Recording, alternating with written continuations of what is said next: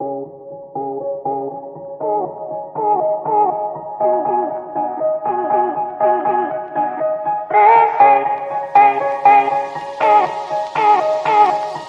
Everyone, कैसे हैं आप। स्वागत है आप सभी का एग्ज़ाम स्टडी चैनल पे।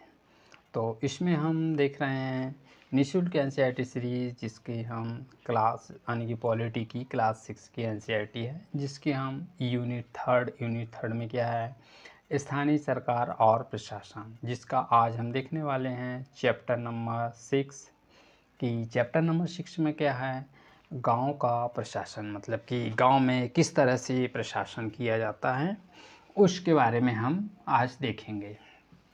तो चलिएगा शुरू करते हैं हम गांव का प्रशासन चैप्टर नंबर 6। चैप्टर नंबर 6 में क्या है, गांव का प्रशासन। इसमें देखेंगे हम भारत में 6 लाख से अधिक क्या है, गांव है।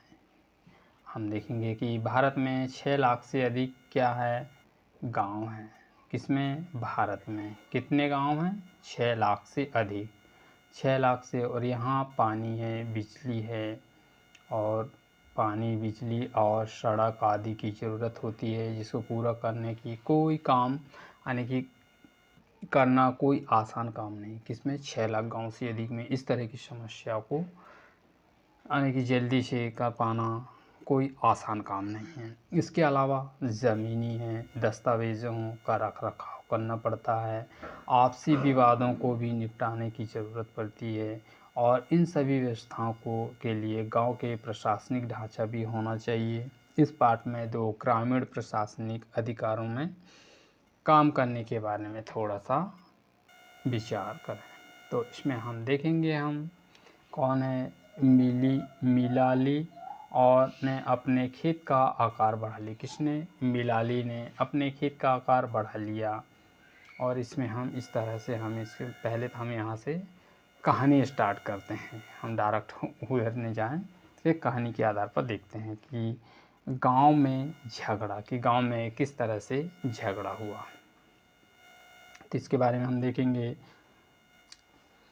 मोहन एक किसान है। मोहन क्या है, एक किसान है। उसके परिवार के पास थोड़ी सी खेतीहार ज़मीन है, मतलब कि इतनी ज़्यादा तो नहीं, थोड़ी सी ज़मीन है जो खेती करने योग्य है, जिस पर वह अपने कई सालों से खेती कर रहा है। मतलब कि वह है, उसके पास जो ज़मीन है, पुरखों की ज़मीन है जो उसके दादा परदादा ने दी है, उसमें कई सालों से क्या कर रहा हुआ है, खेती कर रहा है।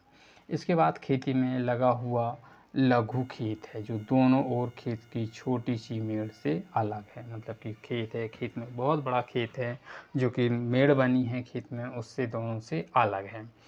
एक सुबह मोहन ने देखा कि लघु ने मेड़ के में थोड़ा सा आगे बढ़ा लिया। कौन है, लघु ने। किसने, लघु नहीं, रघु ने, सॉरी, रघु ने किससे, मोहन के खेत से थोड़ा आगे बढ़ा लिया। तो ऐसा करके उसने मोहन की कुछ ज़मीन खेत ले ली। मतलब कि मोहन की ज़मीन खेत में ले ली। तो खेत में मिला ली अपने खेत में, उसकी मोहन की ज़मीन को किसने, रघु ने अपने खेत में मिला ली। तो अपने खेत में आकार और मिलाकर अपने खेत का आकार थोड़ा था, तो उससे और बड़ा कर लिया। मोहन बहुत गुस्सा आया, और मगर वह थोड़ा डरा हुआ भी था। रघु के परिवार के पास ज़मीन थी, इसके अलावा उसके पास ताऊ गांव के सरपंच थे। किसके, रघु के ताऊ क्या थे, सरपंच थे। फिर भी मोहन ने हिम्मत जुटाई और रघु के घर पहुंच गया। दोनों के बीच में कहासुनी हुई। रघु ने तो मानने से इनकार कर दिया, उसने मेड़ आगे बढ़ाया। तो थोड़ी सी देर बाद झगड़ा शुरू हुआ। झगड़ा किस किस के बीच हुआ, झगड़ा मोहन और रघु के बीच हुआ। रघु ने अपने एक मजदूर को बुला लिया। दोनों मिलकर मोहन पर चिल्ला रहे थे। फिर उन्होंने मोहन को मारना शुरू किया। तो हल्ला सुनकर पड़ोसी बाहर आए और उन्होंने देखा कि मोहन की पिटाई हो रही है। तो बीच बचाव करने पर उन्होंने मोहन को बचाया। मोहन का सिर पर हाथ से बहुत चोट आई। मतलब कि मोहन के सिर पर हाथ से बहुत चोट थी। तो इसमें एक पड़ोसी ने पूछा, उसकी मरम्मत पट्टी की, महरम पट्टी की और मोहन ने एक दोस्त के ने गांव में जाकर डाक में काम करता था सुझाव दिया कि उन्हें स्थानीय पुलिस के थाने जाकर रपट लिखाने पर, रपट का मतलब होता है कि रिपोर्ट जाकर लिखवानी चाहिए। और फिर कुछ समय लोगों ने के खिलाफ थे, मतलब कुछ लोग उसके खिलाफ थे। उनको लग रहा था कि बहुत सारा पैसा बर्बाद हो जाएगा, तो नतीजा कुछ भी नहीं निकलेगा। तो फिर इसमें हम देखेंगे आगे कि किस तरह से क्या हुआ। फिर कुछ लोगों ने कहा कि रघु के परिवार वाले तो पहले से ही पुलिस थाने में पहुंच चुके हैं। काफ़ी विचार विमर्श के बाद अंततः तय हुआ कि पड़ोसियों ने की आंखों के सामने यह घटना भी मोहन को लेकर पुलिस थाने गए। तो फिर इसमें देखेंगे पुलिस थाने के क्षेत्र की पुलिस थाने का क्षेत्र क्या है, तो इसके बारे में हम अब देखेंगे। थाने के रास्ते पर एक पड़ोसी ने पूछा, थाने जा रहे थे तो रास्ते पर एक पड़ोसी ने पूछा, क्यों ना हम थोड़ा सा पैसा खर्च करके शहर के बड़े थाने चले जाएं। एक पड़ोसी बोलता है, क्यों ना हम इसमें थोड़ा सा पैसा खर्च करके शहर के बहुत बड़े थाने में चले जाएं। मोहन ने समझाया कि बात पैसे की नहीं है, हम इसी थाने में अपना मामला दर्ज करवा सकते हैं क्योंकि हमारा गांव इसी कार्य क्षेत्र के अंतर्गत आता है। किसने बोला? मोहन ने बोला। हर पुलिस थाने का एक कार्य क्षेत्र होता है और वह उसके नियंत्रण में रहता है। उसके क्षेत्र में कुछ चोरी है, दुर्घटना है, मारपीट है, झगड़े हैं आदि की रपट थाने में लिखवा सकते हैं और यह वहाँ थानेदार जिम्मेदार होता है। वह लोगों की इस घटना के बारे में पूछताछ करें और जांच पड़ताल करें और अपने क्षेत्र के अंदर के मामले को सुलझाएं। तो इस तरह से आप देख सकते हैं कि इसमें, तो अब हम इसमें देखेंगे आपके घर में, यानी कि अगर आपके घर में चोरी हो जाती है तो आप किस थाने में जाकर अपनी शिकायत दर्ज करवाएंगे। शायद संभव है कि पास के ही थाने में जाकर अपनी शिकायतें दर्ज करवाएंगे। मोहन और रघु के बीच में किस बात से लेकर विवाद था? वह जमीन को लेकर विवाद था। वही अपनी मेड़ उसकी ज़मीन पर उसने बांध ली थी। किसने? रघु ने। मोहन को रघु से झगड़ा करने में डर क्यों लग रहा था? क्योंकि वह सरपंच, यानी कि वह सरपंच के घर से संबंधित था। और कुछ लोगों ने कहा कि मोहन को पुलिस थाने जाने में अपना मामला दर्ज करवाना चाहिए, ताकि कुछ लोग ऐसा करने में मना कर रहे थे। लोगों के पास राय में क्या तर्क था? तो हम इसमें अब देखेंगे कि पुलिस थाने में होने वाले पुलिस थाने में किस तरीके काम होते हैं। जब सब लोग पुलिस थाने पहुँचे, मतलब कि रघु के तरफ के लोग और मोहन की तरफ से जो गांव के लोग थे वह थाने पहुँचे, तो वह पास गया तो उसने पूरा मामला बताया। उसने भी बताया कि अपनी शिकायत लिखित रूप में देनी चाहता था। थोड़ी, यानी कि जो थानेदार था वह ने बड़ी बेरुखी से कहा, उसके पास छोटी छोटी शिकायतें की जांच पड़ताल का समय नहीं है। किसने कहा? थानेदार ने। तो मोहन ने अपने घाव को भी दिखाया, लेकिन थानेदार पर कोई असर नहीं हुआ। तो मोहन ने हैरान था, उसकी शिकायत आखिर दर्ज क्यों नहीं की जा रही है। तो मोहन बाहर आ गया और अपने पड़ोसी को बुलाकर अंदर ले गया। तो पड़ोसियों ने थानेदार को समझाया कि मोहन उनकी आंखों के सामने पीटा गया है, अगर उसे ना बचाते तो वह गंभीर रूप से चोट आती। तो उन्होंने मामला दर्ज करने पर जोर दिया। अंततः थानेदार राजी हो गया और मोहन ने अपनी शिकायत लिख कर देने को कहा। थानेदार ने वायदा किया कि अगले दिन वह एक हवालदार, मतलब कि जो उसके पुलिस हवालदार था, घटना की जांच पड़ताल के लिए उनके यहाँ पहुँचेगा, मतलब कि आएगा। तो फिर इसमें देखते हैं हम इसमें कि क्या होता है। पुलिस थाने के सामने इस तरह की यह नाटक के रूप में दिखाया गया। और फिर बताइए कि मोहन थानेदार के या पड़ोसियों की भूमिका निभाते हुए आपको कैसा लगा। तो इस तरह से वह है, इनके बारे में देखते हैं। फिर इसमें है कि राजस्व विभाग का काम। आपने पढ़ा है कि मोहन और रघु की खेत की मेड़ से लेकर ज़बरदस्ती लड़ाई हुई थी, मतलब कि खेत की मेड़ को लेकर ज़बरदस्ती इनकी दोनों के बीच में, रघु और मोहन के बीच में लड़ाई हुई थी। तो ऐसा कोई तरीका नहीं था जिसमें कि वह अपना मामला शांतिपूर्वक से सुलझा लेते। और कोई ऐसे भी अभिलेख या अपनी रिकॉर्ड पाने थे जिसमें कि यह पता चल पा जाए कि आपके पास कौन सी ज़मीन है। चलिए पता करते हैं कि यह कैसा है। तो फिर इसमें हम ज़मीन को नापना और उसका रिकॉर्ड जो कौन रखता है वह पटवारी का मुख्य काम है। किसका? ज़मीन का। अलग अलग राज्यों में अलग अलग काम के नाम से जाना जाता है। कहीं पटवारी, कहीं लेखपाल, तो कहीं कर्मचारी, कहीं पर ग्रामीण क्षेत्र अधिकारी, तो कहीं कानूनी कहते हैं, कानूनगो कहते हैं। किसको? पटवारी को। तो हो सकता है यहाँ पर आपसे सवाल बन सकता है कि पटवारी को किन किन नामों से जाना जाता है। तो आपको कहीं पता होना चाहिए कि लेखपाल है, कर्मचारी है, ग्रामीण अधिकारी है, और कहीं पर कानूनगो भी कहते हैं। किसको? पटवारी को।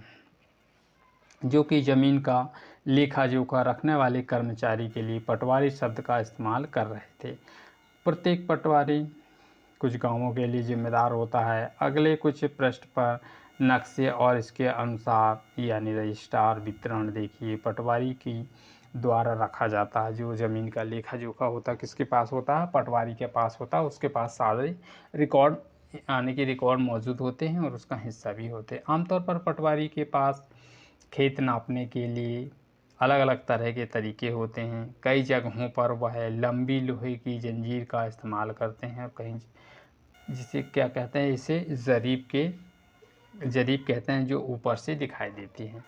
तो फिर इसमें देख सकते हैं कि कहानी में पटवारी मोहन और रघु के बीच में नापकर यह देख सकता है कि गांव के नक्शे में मेल खाता है या नहीं। अगर वह नक्शे में मेल नहीं खाता है तो उससे पता चल जाएगा कि मेड़ खिसकाकर खेत की सीमा बदल दी गई है। कौन बोलता है? पटवारी बोलता है। पटवारी किसानों को भूमि की इकट्ठा करता है और सरकार को अपने क्षेत्र में उगने वाली फसलों की जानकारी कौन देता है? पटवारी देता है, काम के रिकॉर्डों के आधार पर।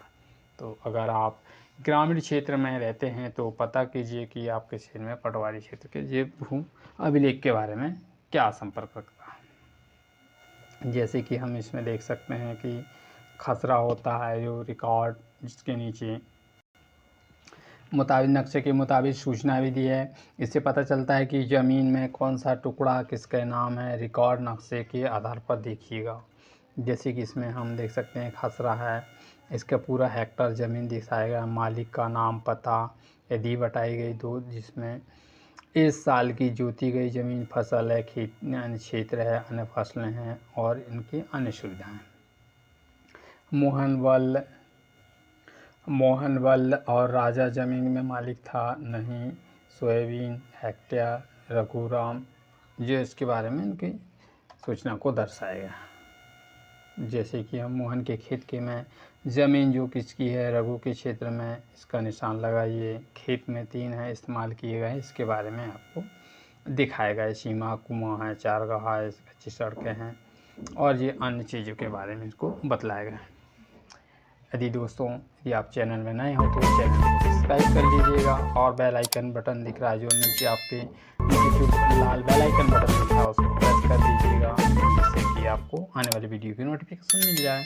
तो चलिएगा देखते हैं फिर इसमें आगे की कहानी। किसानों के खेतों में भी नक्शे के रिकॉर्डों पर ज़रूरत पड़ती है। इसमें कि कुछ शुल्क देना पड़ता है जिसमें किसानों को नकद फसल पाने का अधिकार है। हालांकि यह कई बार उनके रिकॉर्डों पर आसानी नहीं होती। किसके? जो उनके नक्शे या रिकॉर्ड किसके पास होता है? पटवारी के पास होता है। हालांकि यह मुश्किलों का सामना करना पड़ता है। कई राज्यों में इनके सारे रिकॉर्ड कंप्यूटर में डालकर पंचायत के दफ्तर में रख दिया जाता है ताकि आसानी से लोगों पर उपलब्ध हो सके। इनमें नई सूचना के आधार नियमित रूप से दुरुस्त होते हैं। अपने आपको क्या लगता है कि किसानों के रिकॉर्ड में ज़रूरत होनी पड़ती है? और नीचे दी गई गलतियाँ यानी कि जो स्थितियाँ हैं उनको पढ़िए, उनके बारे में हम देख सकते हैं। तो इसमें देखेंगे कि एक किसान दूसरे किसान से ज़मीन खरीदना चाहता है। एक किसान अपनी अन्य दूसरे को फसल बेचना चाहता है, अन्य दूसरे को फसल बेचना चाहता है।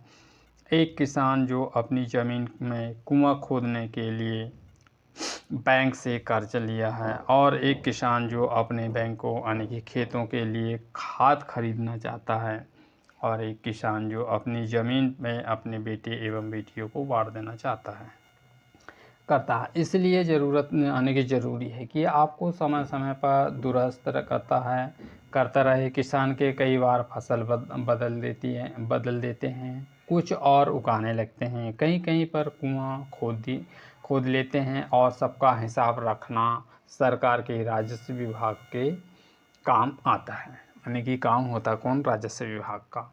तो इसमें यानी कि विभाग के वरिष्ठ लोग का काम निरीक्षण करता है, मतलब कि इसके अंतर्गत जो लोग आते हैं वह निरीक्षण का काम करते हैं। भारत में सभी राज्यों में ज़िले बाँटे हैं। भारत में जितने भी राज्य हैं प्रत्येक ज़िले बाँटे गए हैं। ज़मीन में जुड़े मामले राजस्व व्यवस्था के लिए इन ज़िलों के छोटे छोटे खंडों में भी बाँटा गया। ज़िले हैं, ज़िले को भी किसमें? छोटे छोटे खंडों में बाँटा गया है। ज़िले में उपखंड है, इसके नामों से जाना जाता है, जैसे कि तहसील है, तालुक इत्यादि के नाम से जाना जाता है। फिर ऊपर आपको मिलेगा जिलाधिकारी है, इसके नीचे कौन होता है? तहसीलदार होता है, और विभिन्न मामले व निपटाना होता है। पटवारी के जो काम का निरीक्षण करते कौन? तहसीलदार। यह सुनिश्चित करते हैं कि रिकॉर्ड सही ढंग से रखे गए हैं या नहीं रखे गए। राजस्व यानी कि राजस्व है विभिन्न तरह के से इकट्ठा करते हैं। तो इसमें देखेंगे कि किसानों के अपने रिकॉर्ड नकल आसानी से मिल सकती है। विद्यार्थियों को यह ज़रूरी पढ़ने से पर जैसे कि जाति प्रमाण पत्र आदि भी उपलब्ध कराया जाता है, जारी होता है। तहसीलदार के दफ्तर में ज़मीन से जुड़े विवाद भी सुने जाते हैं। तो इसमें हम फिर देखेंगे कि कानून क्या है, मतलब कि एक नया कानून क्या है। हिंदू अधिनियम 2005, इसमें हम देखेंगे कि ये कानून क्या है। हिंदू अधिनियम 2005, इसमें हम जब ज़मीन उन किसानों के बारे में सोचते हैं जिनके पास ज़मीन है, तो आमतौर पर हमारे ध्यान में पुरुष होते हैं। महिलाओं की हैसियत खेतों में काम में एक मददगार भर मानी जाती है। मतलब कि महिलाएं जो होती है उनकी हैसियत कैसी होती है? एक कामगार मददगार ही मानी जाती है। उनके बारे में ज़मीन के मालिक के रूप में कहीं भी सोचा नहीं जाता। तभी कब कई राज्यों में हिंदू औरतों को परिवार में ज़मीन का हिस्सा नहीं मिलता है। पिता की मृत्यु के बाद ज़मीन बेटों में बांट दी जाती है। हाल ही में यह कानून बदल दिया गया। नए कानून के मुताबिक, जैसे कि जो पहले का कानून था वह अब बदल दिया गया। अब नए कानून के आधार पर आपको देखने को मिलेगा कि बेटे हैं, बेटियां हैं, और उसकी माँ को भी ज़मीन का बराबर हिस्सा मिलता है। तो सभी राज्यों ने केंद्र शासित प्रदेशों में भी लागू कर दिया गया। मतलब कि भारत के सभी राज्यों में और केंद्र शासित प्रदेश में भी इस तरह के कानून को लागू कर दिया गया। तो इस कानून से बड़ी संख्या में औरतें को फ़ायदा होगा। किससे? औरतों को। उदाहरण के लिए एक खेतिहर परिवार से की एक सबसे बड़ी बेटी है, तो उसका भी उसका हिस्सा भी वहाँ पर मिलेगा। वह शादीशुदा है तो उसके पास गांव में रहती है, और खेती में काम करने वाली माँ में बांट ली गई है। और उसकी माँ पटवारी से कहा ज़मीन का अब बेटे के साथ उसकी दोनों बेटियों का भी नाम हो। सुधा की माँ बड़े आत्मविश्वास के साथ बेटे और बेटियों में मदद की खेती के काम में संभालती थी, और सुधा इसी निश्चित में से रही, और ज़रूरत पड़ने पर वह अपने हिस्से की ज़मीन भी काम चला सकती है। इसमें देख सकते हैं कि एक बिटिया की क्या चाह होती है। विरासत में मिला यह घर है, पापा को अपने पिता यही घर मिला, मेरी भैया को मेरे पिता से, पर मैं मेरी माँ से। हमारा क्यों? हम बता दिया गया मुझे, पिता के घर हिस्से के बाद औरतों का नहीं है। नहीं किया करती, लेकिन मुझे चाहिए कि एक घर अपना बिल्कुल मेरे नाम पर नहीं चाहिए। दहेज में रेशम और सोना। और सिलेक्शन के बाद यानी कि सिलेक्शन अब आई माय फैमिली अंजलि मॉन्टेरिया बिस्टिस मुंबई। तो इसमें हम देखते हैं अन्य जानकारियाँ। जो अन्य जानकारी एक सर्वेक्षण के आधार पर आप इसमें देख सकते हैं कि ये किस प्रकार की जानकारी हैं, इसके बारे में आप इसको पढ़ सकते हैं। तो हम देखते हैं फिर इसके आगे जो इस प्रकार की जानकारी हैं जिसको भी आप देख सकते हो। तो इसमें हम कुछ देख लेते हैं। अब बहस प्रश्न, पुलिस का क्या काम होता है, यानी पुलिस क्या काम होता है? वह रिपोर्ट दर्ज करने का काम होता है। पटवारी को दो काम, मतलब कि ज़मीन को नापने और उसको रिकॉर्ड को मौजूद रखने का। तहसीलदार का क्या काम यानी कि क्या काम होता है? तहसीलदार काम होता है कि वह जो ज़मीन है उसकी ज़मीन से संबंधित मामले जो होते वह तहसीलदार से संबंधित होते हैं। एक बिटिया की चाह क्या होती है? वह है अपने उठाने की वाली कोशिश। जैसे कि आपने इस कहानी में देखा था, मैंने आपको अभी पढ़ के सुनाया था, वही कहानी इसकी चाह की है, बिटिया की। तो पिछले पार्ट में आपने पंचायत के बारे में पढ़ा। पंचायत और पटवारी का काम एक दूसरे से कैसे जुड़ा, मतलब कि पंचायत का और पटवारी का काम एक दूसरे से किस तरह से जुड़ा होता है, तो इसके बारे में आप देख सकते हो।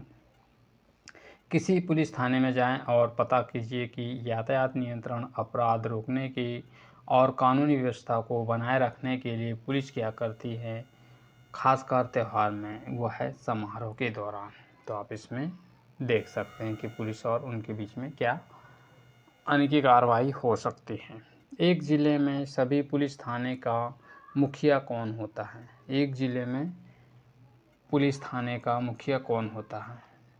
तो उसमें सर्वश्रेष्ठ जो अधिकारी होता है कौन? टीआई, वह ही पुलिस थाने का प्रभारी होता है। तो चर्चा कीजिए कि नए कानून के आधार पर महिला को किस तरह से फ़ायदा हुआ। जैसे कि आप देख सकते हो कि पिछली अपेक्षा इस महिलाओं को किस तरह से कानूनों का फ़ायदा हुआ। आपके पड़ोसियों में कोई ऐसी औरत जिसके नाम ज़मीन जायदाद हो? यदि हाँ, तो वह संपत्ति को कैसे, जैसे कि आपके आमतौर पर आपको देखने को ही मिलता है। तो दोस्तों, सेशन कैसा लगा? यदि सेशन पसंद आए तो इसे लाइक कीजिएगा, शेयर कीजिएगा, और चैनल में आप नए हो तो चैनल को सब्सक्राइब कर लीजिएगा, जिससे कि आने वाली वीडियो की नोटिफिकेशन आपको मिल जाए। तो मिलते हैं नेक्स्ट वीडियो में। Thank you for all of you. जय हिंद।